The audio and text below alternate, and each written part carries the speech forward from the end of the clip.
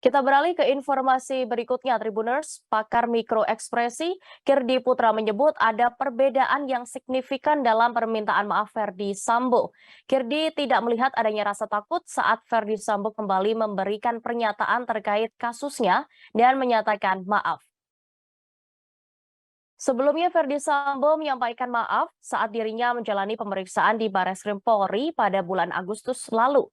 Mantan Kadif Propam Polri itu kembali menyampaikan maaf usai menjalani proses penyerahan tersangka di Gedung Jaksa Agung Muda Tindak Pidana Umum Jakarta Selatan pada Rabu 5 Oktober 2022 kemarin.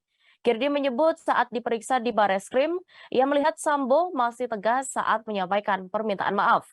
Ketegasan itu saat ia menyoroti bagian alis Verdi Sambo. Sementara wajah Sambo di kejaksaan kemarin tidak ada ketegasan yang ditunjukkan.